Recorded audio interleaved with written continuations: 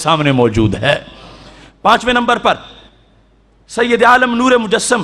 شفیع معظم صلی اللہ علیہ وسلم کے جنازہ پڑھنے کے لحاظ سے جو سند صحیح سے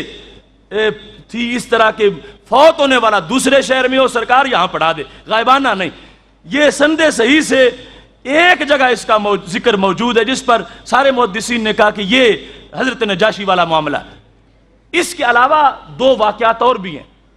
اگر ان کی سند کمزور ہے تو ان لوگوں کی دلیل کمزور ہے، ہماری دلیل نہیں ہے، اور اگر وہ پیش کرتے ہیں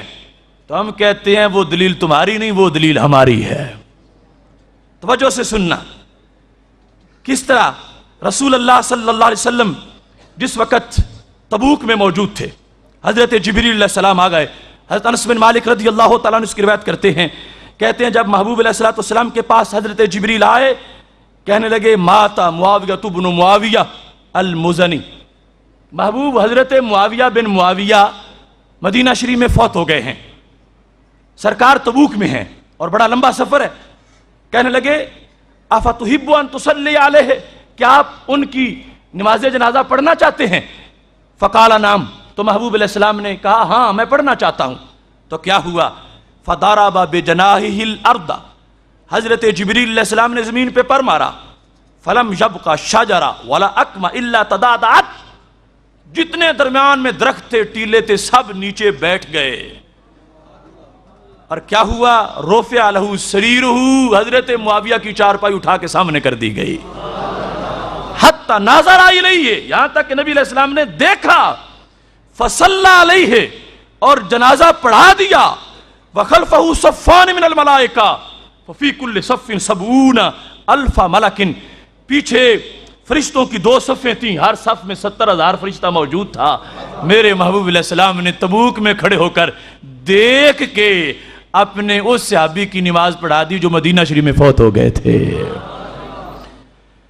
یہاں یہ بات قابل غور ہے، اگر جنازہ یوں جائز ہوتا جس کو غائبانہ کہا جاتا ہے تو پھر حضرت جبریل علیہ السلام کو پر مارنے کی حاجت کیا تھی؟ کہہ دیتے کہ محبوب جنازہ پڑھنا ہے تو پڑھ لو، اگرچہ سرکار کی آنکھ تو پھر بھی دیکھ رہی تھی، لیکن یہ جو حضرت جبریل اپنی خدمت پیش کرنا چاہتے سمت کے لیے، اس کے پیش نظر انہوں نے پر مارا ہے، اور حضرت معاویہ کی چارپائی سامنے آ گئی ہے، لہٰذا اس کو اگر کوئی کہتا ہے کہ ایک دوسرا بھی پڑھا گیا تھا، ہم کہتے ہیں وہ بھی غائبانہ نہیں تھا، وہ بھی حاضرانہ تھا، اور بلکہ دلیل ہے کہ اگر غائبانہ کا ہونا اس کا کوئی تصور ہو سکتا ہوتا تو حضرت جبریل علیہ السلام کو پر مارنے کی کوئی ضرورت نہیں تھی، کہتے وہ فوت ہو گئے، یہاں کھڑے ہو کر جنازہ پڑھا دو۔ اگر یہ تسلیم کر لیا جائے کہ وہ سرکار دیکھ نہیں سکتے جبکہ دیکھنا بھی یقینی ہے، اور یہاں پر حضرت جبریل علیہ السلام کا پر مار کر خدمت کر دینا یہ بتا رہا ہے کہ جنازہ غائبانہ نہیں ہوتا، جنازہ حاضرانہ ہوتا ہے۔ اس کے بعد اسی جواب کا یہ حصہ ہے، واقدی نے کتاب المغازی میں اس کو لکھا ہے کہ جس وقت موتا کی جنگ ہوئی، اس کی تفصیل بخاری شریف میں متعدد بار آئی ہے کہ نبی علیہ السلام نے ڈائریکٹ تبصرہ کیا موتا کے میدان پر، اخذ رأیت زید بن حارثہ فاصیبا ثم اخذ جعفر فاصیبا ثم اخذ عبداللہ بن رواحہ فاصیبا ثم اخذ خالد بن ولید، کہ میرے صحابہ جھنڈا حضرت زید کے ہاتھ میں تھا وہ شہید ہو گئے، اب جھنڈا حضرت جعفر کے ہاتھ میں وہ شہید ہو گئے، اب جھنڈا حضرت عبداللہ بن رواحہ رضی اللہ تعالی عنہم کے ہاتھ میں تھا وہ شہید ہو گئے، فرمایا اب جھنڈا میرے خالد کے ہاتھ میں ہے، اللہ نے خالد کو فتح عطا فرما دی ہے۔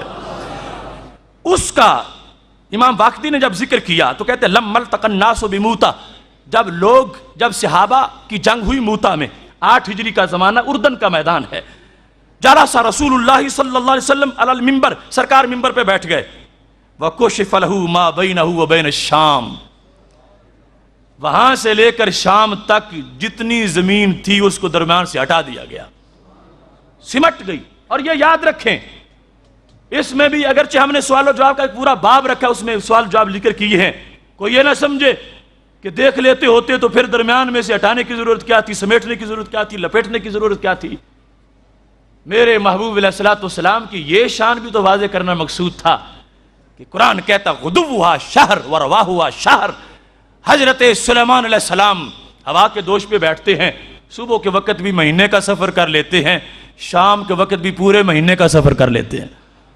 1 مہینہ گھوڑا دوڑے تو جتنا سفر کر سکتا ہے اتنا صبح کے ٹائم ہوا کے دوش پہ کر لیتے ہیں۔ تو سیرت نگاروں نے کہا وہ سلیمان علیہ السلام بڑی شان والے ہیں کہ دور جا کے اتنی تیزی میں پہنچ جاتے ہیں، مگر جو سلیمان عرب علیہ السلام ہیں ان کی شان کیا ہے؟ اور ان کو جا کے دیکھنے کی ضرورت نہیں ہے، زمین خود قدموں میں حاضر ہو جاتی ہے۔ حاضری کے لیے بھی تو آنا ہے نا اس نے، تو یہ ضروری نہیں کہ نظر نہیں آ رہا تھا، حاضری کے لیے بھی وہ قدموں میں حاضر ہوتی ہے۔ اب محبوب علیہ السلام دیکھ رہے ہیں جنگ کو اور ساتھ ساتھ خبر دے رہے ہیں۔ فرمایا میرے صحابہ سن لو، اخذ الرایۃ زید بن حارثہ فمضى حتى استشهد، حضرت زید نے جھنڈا پکڑا تھا، بڑے لڑے ہیں مگر وہ شہید ہو گئے ہیں۔ صلی علیہ، یہ لفظ ہیں صلی علیہ ودعا لہ، نبی علیہ السلام نے نماز جنازہ پڑھ دی ان کی اور دعا بھی کی۔ وقال استغفروا لہ، کہا دیکھو بخشش طلب کرو اپنے بھائی کے لیے۔ وقد دخل الجنۃ وہو یسعی، وہ تو دوڑتے دوڑتے جنت میں داخل ہو گئے ہیں۔ یہاں پر روایت میں کیا ہے؟ فہو ینظر الی معرکتہم، نبی علیہ السلام معرکہ دیکھ رہے تھے،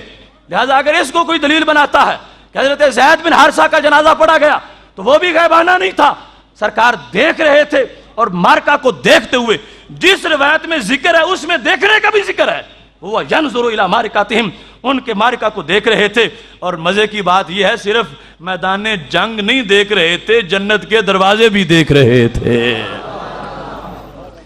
کیا فرمایا؟ داخل الجنت وہو یسعی، میرا زید دوڑتا دوڑتا جنت میں داخل ہو گیا ہے۔ حضرت جعفر شہید ہوئے، فرمایا یطیر مع الملائکۃ فی الجنۃ حیث یشاء، وہ دونوں بازو ان کے کٹ گئے تو اللہ نے یاقوت کے پر دے دیے، وہ جہاں چاہتے ہیں جنت میں اڑتے پھر رہے ہیں۔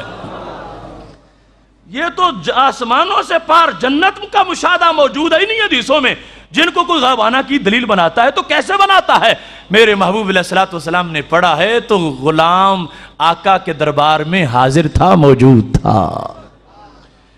اس مقام پر یہ بات بڑے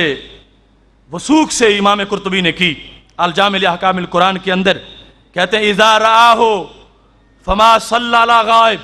پھر حضرت نجاشی رضی اللہ تعالیٰ عنہ کا معاملہ، کیونکہ وہ جواب دیا جا رہا ہے، کہتے ہیں جب نبی علیہ السلام نے حضرت نجاشی کو دیکھا فما صلی علی غائب، تو انہوں نے کسی غائب پر نہیں پڑھی جنازہ، وانما صلی علی مرئی حاضر، نبی علیہ السلام نے تو نظر آنے والے اور حاضری دینے والے کی پڑھی ہے۔ علی مرئی حاضر والغائب ما لا یری، غائب اسے کہا جاتا ہے جو نظر نہ آئے، جو نظر آ رہا وہ غائب نہیں ہوتا۔ لہذا سید عالم نور مجسم شفیع معظم صلی اللہ علیہ وسلم کو جس وقت یہ نظر آ رہا ہے حضرت نجاشی رضی اللہ تعالیٰ عنہ کو جسد اطہر، تو یہ نہ کہو غائبانہ پڑا، یہ کہو کہ غلام آقا کے دربار میں حاضر ہیں۔ اور جلد نمبر 1 میں صفحہ نمبر 78 پر یہ کہا ان الارض دہیت لہو جنوبا و شمالا